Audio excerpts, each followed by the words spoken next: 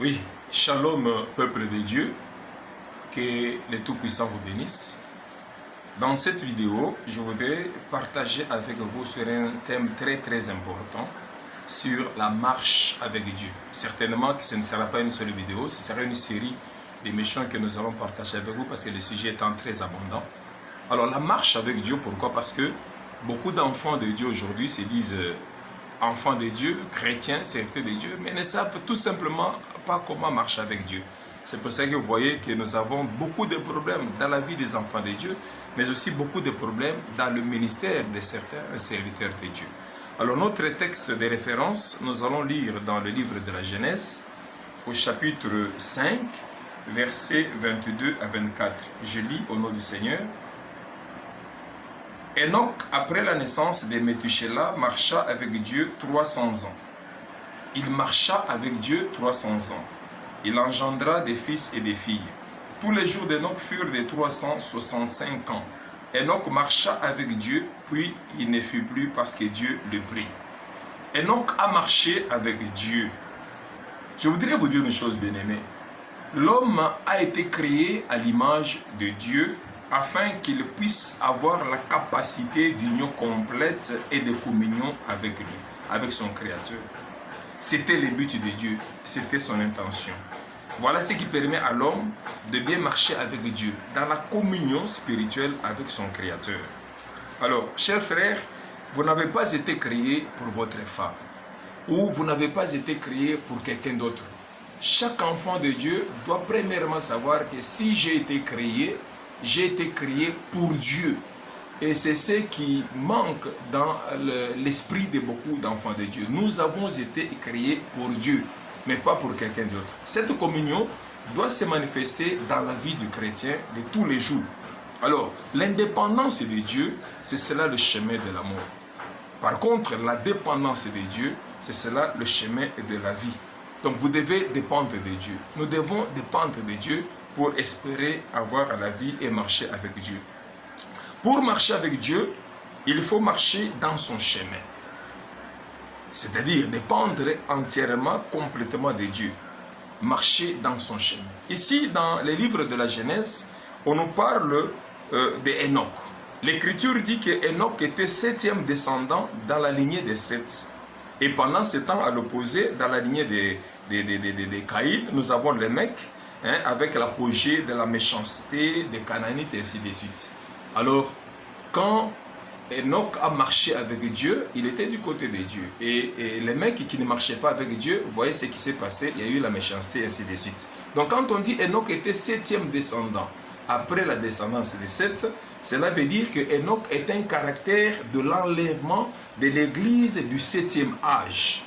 Parce que nous sommes au 7e âge de l'église de la Odyssée. Ce qui veut dire que c'est lui qui marchera avec Dieu dans ces temps de la fin.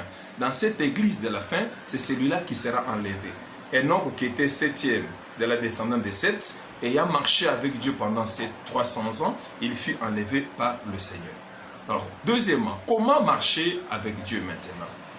Avant de marcher avec Dieu, la première des choses que nous devons avoir, c'est l'appel de Dieu. Parce que quelqu'un qui n'est pas appelé par Dieu lui-même ne saura pas marcher avec le Seigneur. Donc il faut d'abord être choisi par le Seigneur, être appelé par Dieu, par lui. Christ Jésus-Christ dit, personne ne peut venir à moi si le Père me l'attire. Donc lorsque Dieu vous appelle, vous devez vous convenir de la manière dont vous allez marcher avec lui. Donc on ne marche pas avec Dieu n'importe comment. C'est d'abord Dieu qui vous appelle. Et quand Dieu vous appelle, vous vous convenez avec lui. Il va vous montrer comment est-ce que vous devez marcher. Même Amos 3.3 nous dit, lorsque deux personnes marchent ensemble, s'ils ne se conviennent pas, ils n'arriveront pas à destination. Donc il y a des conditions requises pour celui qui doit marcher avec Dieu pour arriver à destination. Ou pour arriver à la victoire finale et à la bénédiction. Parce qu'il y a toujours une récompense dans la marche avec Dieu. Nous avons vu avec Enoch. Quand Enoch a marché avec Dieu, la conséquence était qu'il fut enlevé par le Seigneur.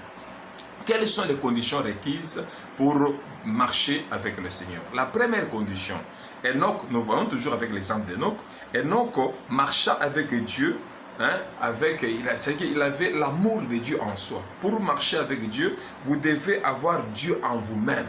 Tu ne peux pas marcher avec Dieu tant que Dieu n'est pas avec toi. Il faut avoir l'amour de Dieu en soi.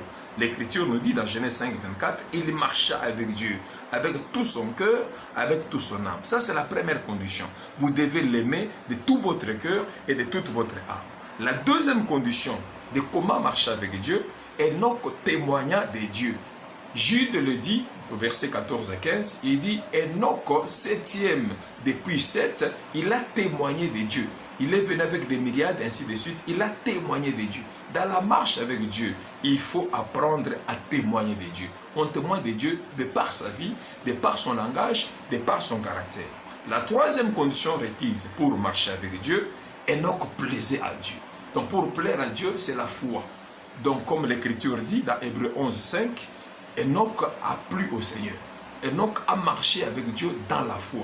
Donc sans la foi, il est impossible d'être agréable au Seigneur. C'est ça la troisième condition pour marcher avec Dieu. La quatrième condition, comme conséquence, c'est ça la bénédiction. Enoch fut enlevé par le Seigneur. Vous ne pouvez pas marcher avec Dieu n'importe comment, cher ami. Il faut obéir au principe de Dieu. Lorsque Dieu appelle les gens par le message évangélique, c'est tout le monde qui vient. C'est comme en Israël, plutôt pour faire le peuple d'Israël. En Égypte, quand Dieu a envoyé un message évangélique par Moïse, de quitter l'Égypte pour aller dans la terre promise, ce ne sont pas seulement les enfants d'Israël qui sont sortis de l'Égypte. L'Écriture dit qu'il y a eu même des ramassis, des gens qui ne faisaient pas partie du peuple d'Israël, qui sont sortis, qui ont suivi Israël parce que les messages étaient attirants, aller dans un pays où coule le lait et le miel. Mais le problème est arrivé quand ils sont arrivés au niveau de Sinaï. Arrivé au Sinaï, c'est alors que Dieu dira à Moïse, tu vas dire au peuple de Dieu, dans mon peuple de se sanctifier pendant 3 jours. Et après 3 jours qu'ils viennent à la montagne, moi je descendrai et je lui parlerai. Et je lui parlerai. Maintenant, quand Dieu est descendu pour parler à son peuple, pour donner la loi à son peuple, c'est là que ça n'a pas marché. Le peuple même a dit que Moïse parle, nous écouterons, que Dieu ne parle pas. Le Sinaï dans l'Ancien Testament, pour nous chrétiens aujourd'hui, c'est la Pentecôte. La Pentecôte, c'est là que le Saint-Esprit descend, c'est là que le Saint-Esprit nous conduit dans la voie de Dieu. C'est là que beaucoup d'enfants de Dieu échouent. Ils se disent enfants de Dieu, mais ne se laissent pas conduire par le Saint-Esprit de Dieu. C'est pour ça que l'Écriture dit que tous ceux qui sont conduits par l'Esprit de Dieu, ce sont ceux-là qui sont appelés fils de Dieu. Donc pour marcher avec Dieu, il faut avoir l'Esprit de Dieu. Il faut marcher avec Dieu dans son esprit. Et beaucoup de gens échouent parce qu'ils ne peuvent pas marcher par l'esprit de Pentecôte. Donc nous venons à l'église, il y a des ramassis qui viennent à l'église, il y a de ceux qui ne sont même pas appelés qui viennent à l'église. Mais quand il s'agit de marcher maintenant par le Saint-Esprit, et ça c'est difficile. Alors la deuxième chose, le chemin. Tu ne peux pas marcher avec Dieu dans n'importe quel chemin. Alors plus tard, prochainement, nous allons parler du chemin dans lequel il faut marcher avec Dieu pour que nous puissions bien évoluer avec le Seigneur. Que Dieu vous bénisse. Amen.